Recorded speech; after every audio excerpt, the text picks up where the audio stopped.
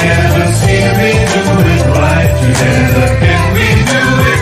Yes, we can. Each man must do his bit.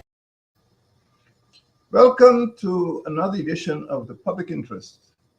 My name is David Granger, and on this series of programs, we examine matters of public interest to the Guyanese people, whether at home or in the diaspora.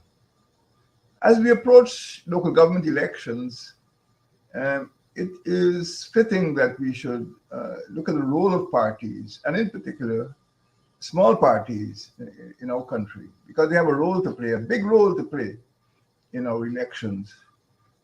It is my view that, given the 7 decades of Guyana's electoral history, that small parties are the backbone of what the Constitution calls inclusionary democracy.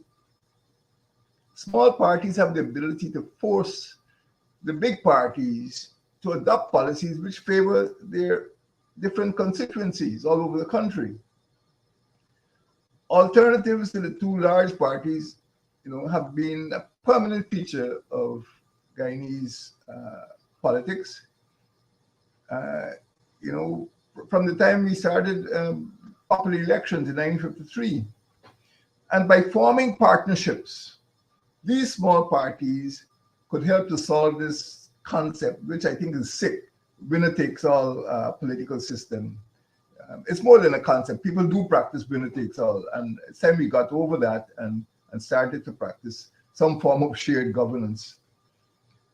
To start with, my friends, we must understand that small parties are not novelties. Some people felt that,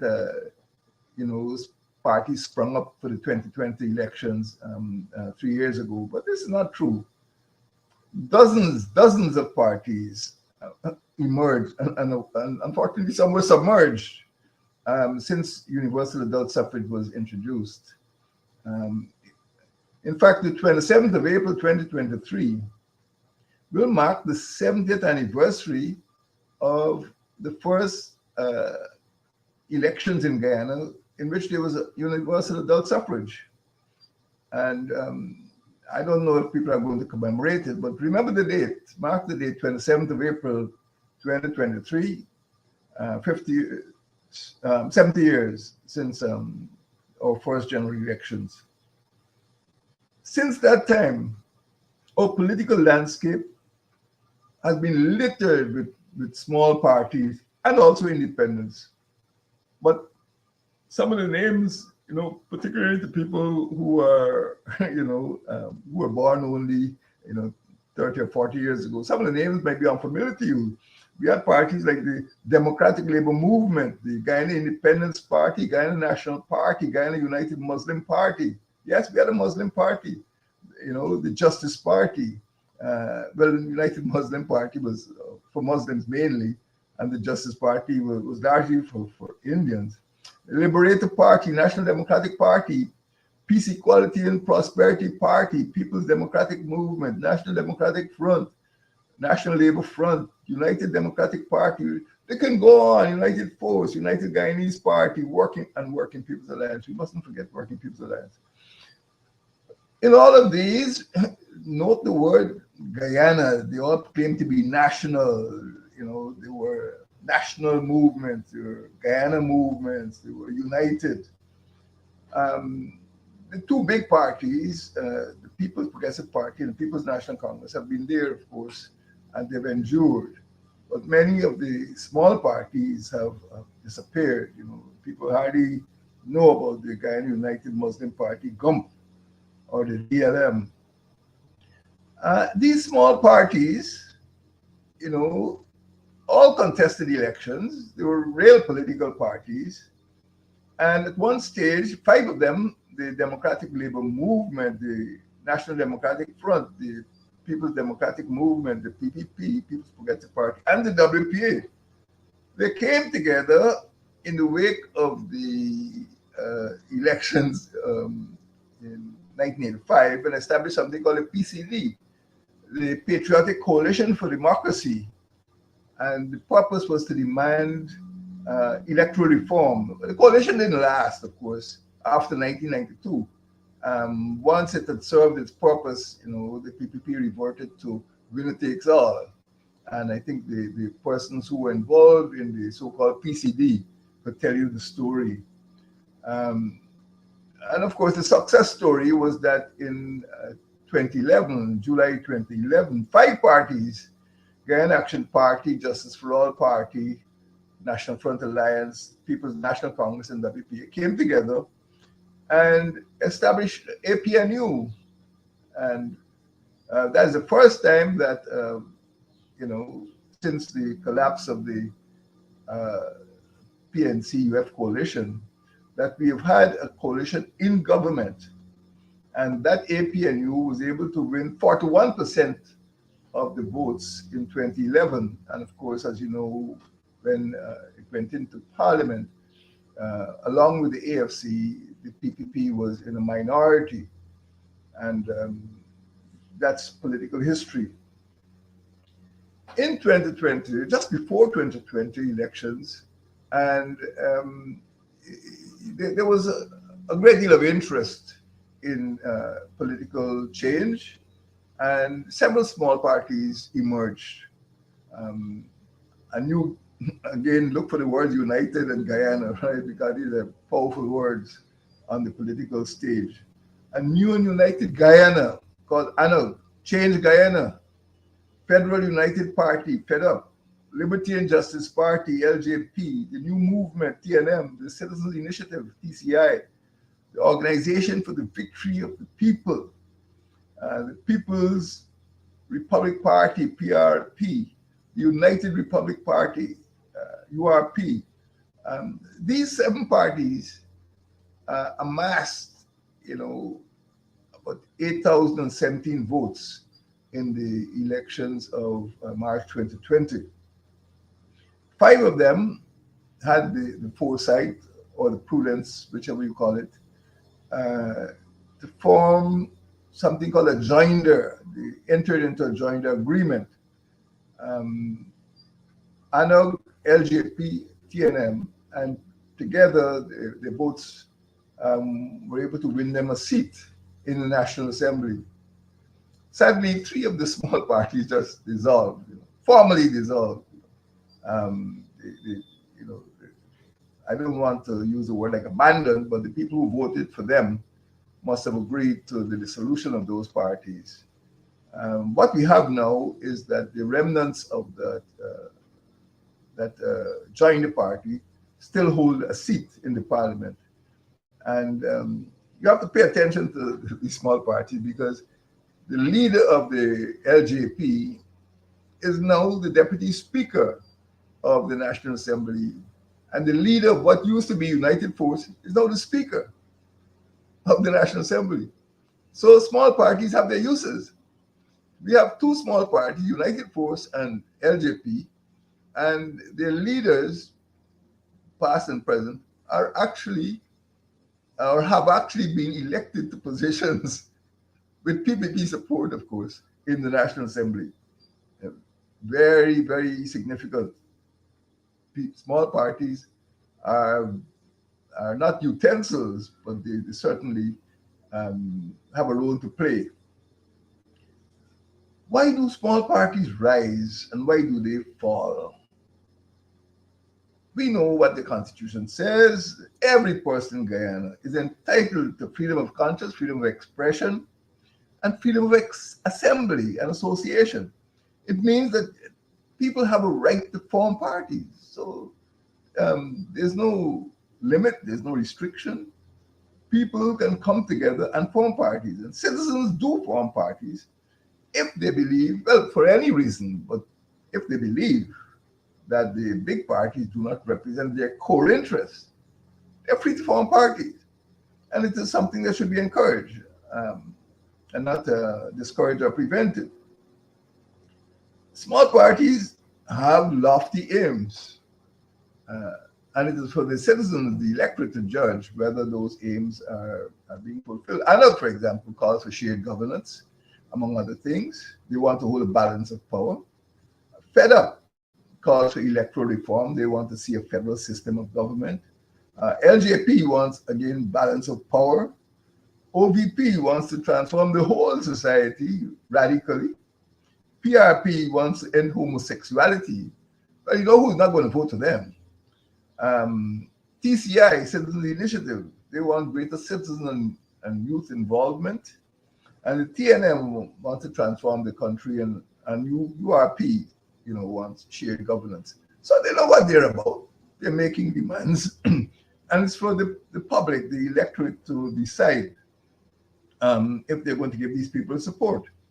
And as I said, for all of the small parties that entered the 2020 elections, only about a little over 8,000 persons voted for 9 parties. So you can see that it is not what the American basketball players call slam dunk. When we speak about small parties, I do believe that there's an urge for citizens to escape from this binary rivalry that has existed, for nearly 70 years between the big parties. Well, inevitably, the big parties will win majorities, but the small parties continue to try, and their efforts should not be dismissed. It is true that because of lack of resources, particularly financial resources, they can't establish lavish headquarters. I don't know if any of them have permanent headquarters. They probably operate out of, I don't know how they operate. They can't employ the sort of staff that is needed to operate national parties. They can't enlist the support of the media in order to propagate their views. And they can't manage countrywide campaigns in order to charge large parties. Many of them don't campaign countrywide. They campaign in limited areas and abandon areas which are too expensive to travel to. And I think the big parties which have campaigned in places like the Rupununi or the Burimo Waini, well, the entire hinterland would know that it is very expensive. And many of the small parties cannot bear that expense.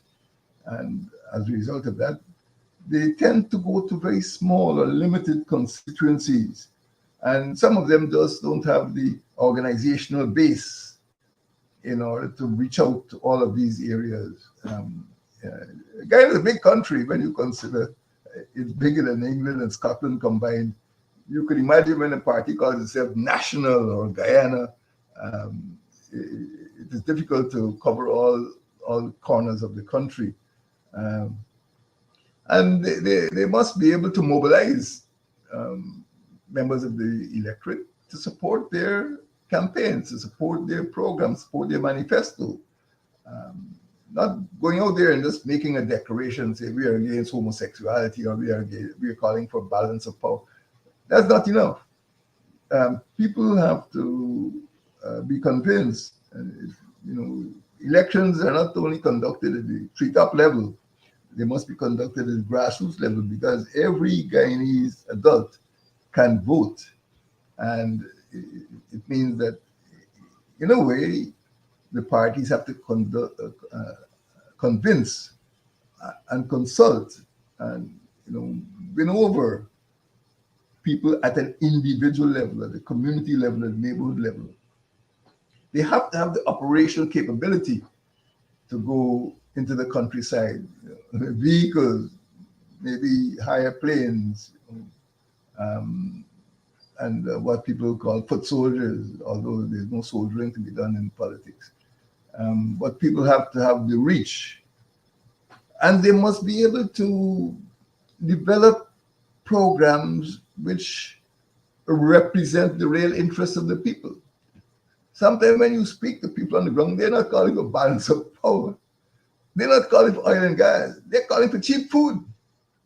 They're calling for safe villages. They're calling for education for their children. Those are issues which affect individuals. It is hard to go to a community, a village, and ask them what they need. It's hard for them to well, you'll never expect them to say, we're looking for oil and gas. They're looking for benefits, perhaps. But on a day-to-day basis, they want cheap food, cheap transportation, you know, regular water supply, good lighting, and safety. Those are issues which concern people at the grassroots level. Sometimes the big boys are talking about, um, you know, overseas trade and um, oil and gas and different concepts of industrialization. These are important, but when you're talking about elections, you have to find what the people want because oil and gas doesn't vote. Ordinary Guyanese vote at elections. And they're the people who need to be convinced that what you're talking about is in their interest. We need to look, therefore, at not only the reason why they rise and fall, certainly parties that cannot um, establish headquarters, employ staff, enlist the media, create an organizational mobilization, an operational base, are not going to succeed. Parties cannot, get by in politics simply by, having press conferences and, putting out press releases. Politicians have to go on the ground and they have to embrace constituencies. And this calls for effort, it calls for sincerity, and it calls for finance. But despite their limitations, small parties could be catalysts for change. Many of them, I believe, know that they will never get an overwhelming majority at the national level. But some of them have done quite well, and perhaps one of the earlier and most successful parties was United Force. In 1964, they got 7 seats, and they were able to enter a coalition with the PNC, and it was a successful coalition to some extent. Similarly, in 2006, the AFC, which was new at the time, was able to win 5 seats. And it was that strength that allowed it to lever a coalition with APNU in 2015, in which, as you know, the number of seats ballooned to 12. In any event, the APNU plus AFC coalition was a success, and it ran the government of Guyana for 5 years. So both in the case of the United Force in 1964 and the case of the AFC in 2015, we see smaller parties coalescing with larger parties and actually forming executive governments. So small parties can play a role, and they did play a role because they have been able to modify the views and the opinions of the bigger parties. We mustn't dismiss small parties, therefore. We have to consider working along, small and large, working along in a cooperative way to develop our country. That is what is important. Not the big winner, but whether the people can benefit from this type of consensual politics rather than confrontational politics. We need cooperation, not confrontation. And this is what the small parties could deliver to Guyana. So we can see how the small parties could give the voters a choice. They can give the voters an alternative at election time. They can expand the ideological boundaries. And I think the older members of the audience here today will remember the old debates about capitalism and communism and who's socialist and that sort of thing. Well, I think the smaller parties have been able to break down these big concepts which were borrowed from overseas, the big East-West confrontation between the USSR and the USA and their respective allies. And they were able to say, we are concerned with what is happening in our villages, what's happening at Line Patskell, and what's happening at Bard Settlement, what's happening at Danielstown, what's happening at Cove and John, what's happening in Karasabai. And by bringing the big parties down to earth, they can ensure that the people's interests, the core interests, are respected. They fill a space by encouraging a new form of political behavior, a political behavior which puts people first in front of parties. And that space is often not adequately occupied by the big parties, who sometimes ignore the core interests of the ordinary villagers. And it is very enlightening. It's educational to speak to ordinary people in the villages to ask them what they really want from their parties. And the big parties have a lot to learn by speaking to ordinary people in the communities. So small parties could energize political opinion by going after precise purposes. Fix our schools, fix our drainage, fix our city pens, fix policing. You know, they're very specific. And small parties, either in their communities or within um, uh, the region as a whole, could construct coalitions of their own, relationships with other parties in that region in order to protect and preserve their core interests. They could expand representation. So rather than just being protest parties, you know, coming out with pickets every so often, they can actually develop a movement within the villages to ensure that the core interests are protected. They know better than the bigger parties where the failures are and what the people want to see done to satisfy um, the development needs. In my view, I think that for small parties to be successful, and I want small parties to be successful because I had the honor of leading a coalition which four parties were considered small.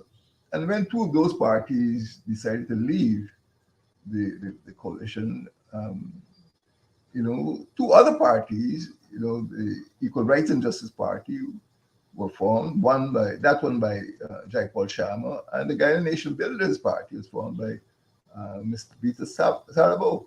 So it is no high science for people to come together, identify issues, and form parties. This is what is guaranteed in the Constitution. This is what is envisaged in the Constitution under Article 13. That is to say, that the aim of the political system is to build inclusionary democracy. But the four parties cannot operate by magic simply by declaring we are a party. There must be representation. If you want to call it in media language, they must be branded. People must say, yes, this is the party. They must stay away from those expressions like, zombie umbrella and that type of thing. They have to have national representation. People have to believe that they are credible as a representative organization. Then they must have mobilization potential. They must have the potential to mobilize popular support, to attract attention. They must demonstrate their ability to attract the attention of the masses of people. People vote en masse, you know, not one here, you know, cherry picking.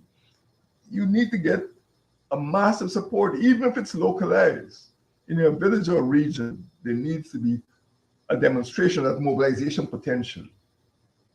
Then there must be organizational capacity. If you tell the people you're coming to have a meeting at 3 o'clock in the afternoon, you got to get there. You have to have the transport. You have to have secretaries and agents in the community who are going to publicize the meetings. You know, in some communities, people still use these wagons that drive around announcing, "Come to the market at 6 o'clock this evening" or something like that. Something been going on in villages for decades, but you must have that organizational capability to attract people to your cause. Let them hear. They may be hearing a message for the first time, but let them hear. You cannot assume that just by having a press conference they may know about it. A lot of people are not on Facebook. A lot of people don't have television still in Guyana. And the fourth qualification for small party is relevance. Parties have to be relevant. No point speaking about things that people are not concerned about. And this could be a problem for small parties. Relevance, of your message. What is the way forward? I do believe that small parties are important and they play a role in catalyzing political development. I firmly believe that. And as you know, a Partnership for National Unity always said we belong to a big Benab and there is place in that big Benab for every point of view. It's better to come into the Benab and discuss how Guyana could be administered in a cooperative rather than a confrontational way. And this is what APNU achieved. And we must still persevere in ensuring that the message and the mission of small parties is not are not dismissed. Whenever citizens feel that their core interests are not receiving attention, they are going to form parties. And I do believe that they have the potential to promote real inclusionary democracy at the grassroots level, not the treetop level, the grassroots level. Treetop politics, yeah, there's a place for that, but grassroots democracy is what we're looking at. And we must look for the issues. Small parties must protect the rights of women and young people in the electoral process. They must popularize ideas and policies. There are certain things people don't talk about. Sometimes people don't talk about the environment. Everybody's talking about oil and gas. What about, the environment?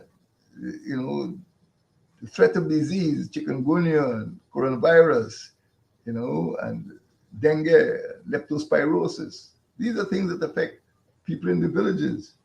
They must talk about social cohesion. Why is there school violence? Are the police doing enough? Why is there frontier violence? Why is there domestic violence? I mean, quite recently we saw some body of a nude woman washed up on a beach in Leguan. That is very likely the result of violence. Leguan is a small community, and they must be concerned with these issues. So it is the small community that is concerned about small issues that some of the big parties tend to ignore. And you'll find that many people in the communities are concerned about living in peace and safety. And they're not concerned with some of the big issues. Indigenous people are concerned with the quality of the rivers, quality of the water. Because when their wives and their children play in water which is fouled by the miners, it makes them sick or kills them. So these issues are sometimes glossed over or ignored by the big parties. And the small parties bring these issues to the fore. And that is why in APNU, a party like the Guyana Action Party, which is largely based in Rukuni, could tell you how the villages function and what their needs are. They can represent, and of course the APNU had appointed the first indigenous vice president, Sidney Ali Cock. We had parties like the Justice for All Party, and the WPA, whatever it was at that time. And these small parties did bring about change, did inform and influence policy. My friends, small parties exist because they're needed.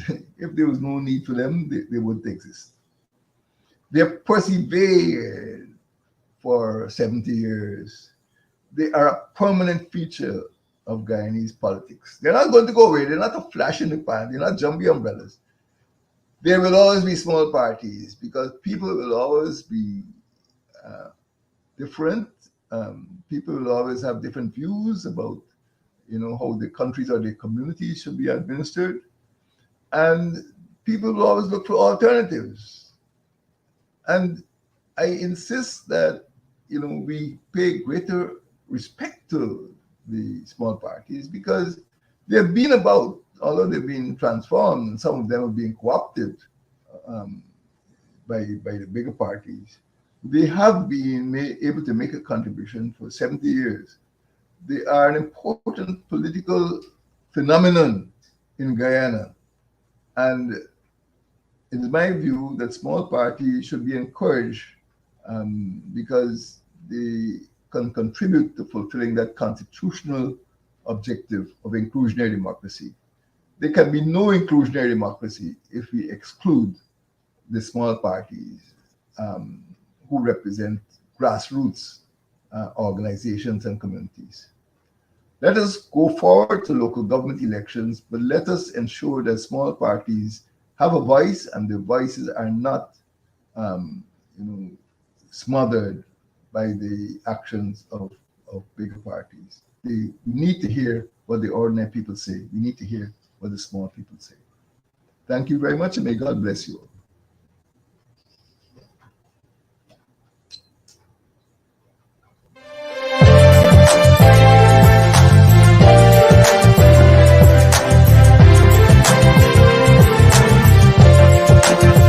Let us cooperate for the younger. Let us cooperate for our land. Let us resolve to fight together. See we do it right together. Can we do it? Yes, we can. Each man must do